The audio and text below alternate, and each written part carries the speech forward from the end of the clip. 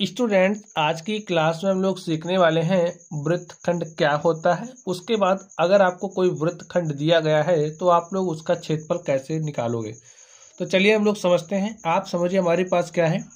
हमारे पास एक वृत्त है और ये जो वृत्त है इसकी कोई जीवा है। इस तरीके से समझिए, ये जो वृत्त है इसकी कोई जीवा है।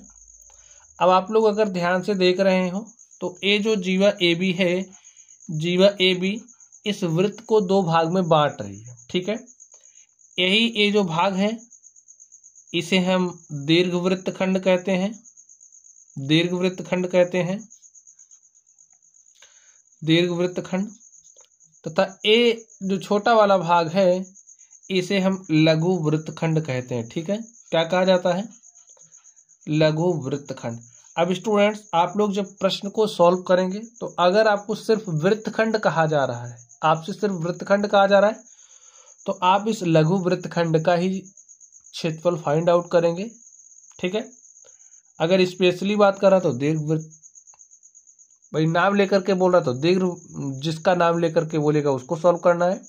अगर कुछ नहीं कह रहा तो आपको लघु वृत्तखंड का ही क्षेत्रफल फाइंड आउट करना होता है। आप समझिए, ये जो वृत्त है इस वृत्त का केंद्र O है और आप समझिए ये जो वृत्त है इसकी त्रिज्याएं OA तथा OB हैं।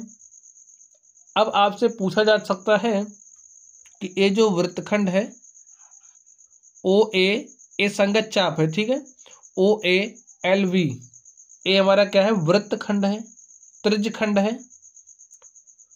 OALB त्रिज्यखंड है, ALB क्या है? हमारा लघु वृत्तखंड है। तो अगर आपको इस लघु वृत्तखंड ALB का क्षेत्रफल निकालना हो तो आप लोग कैसे निकालेंगे? यहाँ पर समझ लीजिए, इनके बीच का कोण क्या है? वो थीटा है। समझ गए? चलिए, तो और ये जो त्रिज्या है, त्रिज्या को हम मान लेते हैं त्रिज्या क्या है? R है, क्योंकि हम फॉर्मूला लिखने चल रहे हैं। अगर त्रिज्या R तथा दोनों त्रिज्याओं के बीच का कोण थीटा हो तो इस केस में ये जो वृत्तखंड है ALB, वृत्तखंड ALB का क्षेत्रफल, और ये हमारा कौन सा वृत्तखंड है? लघु वृत्तखंड।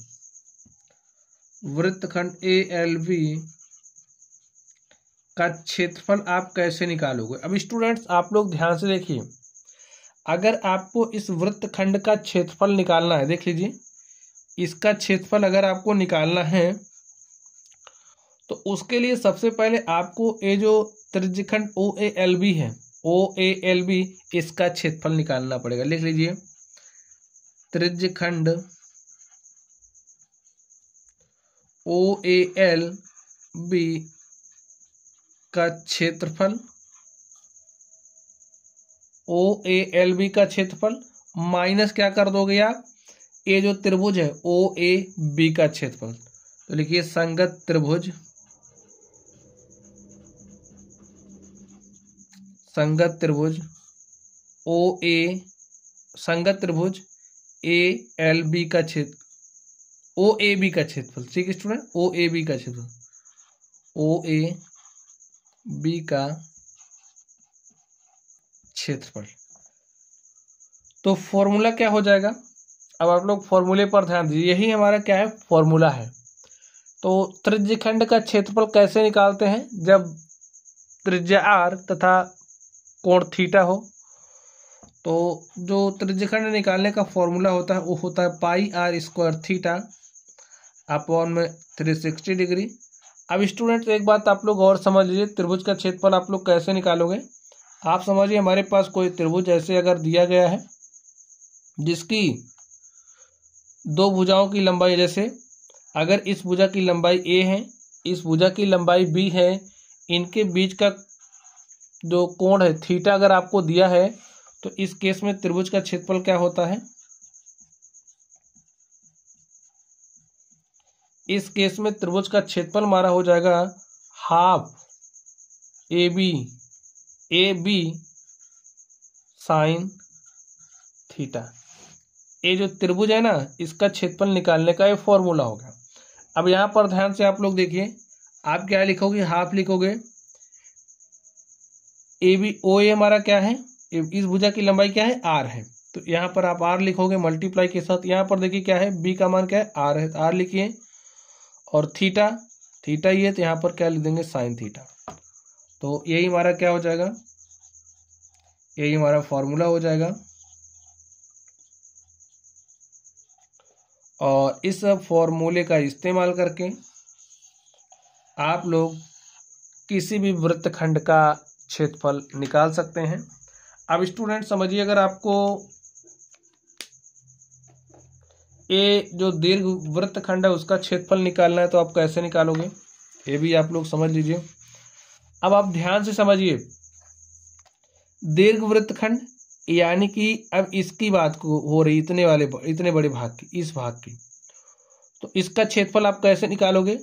अगर आपको ये जो लघु वृत्तखंड है इसका क्षेत्रफल आपने निकाला है, तो पूरे वृत्त का क्षेत्रफल निकाल के लघु वृत्तखंड के क्षेत्रफल को घटा दीजिएगा। लिखिए,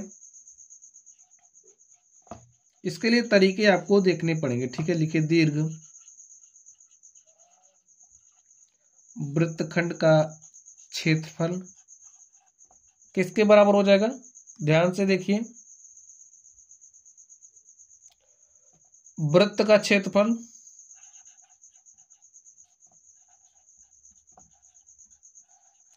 और वृत्त के क्षेत्रफल में से, ये वृत्त का क्षेत्रफल है ना, ये हमारा वृत्त का क्षेत्रफल हो जाएगा पूरा। वृत्त के क्षेत्रफल में से इस लघु वृत्तखंड के क्षेत्रफल को घटा दीजिए।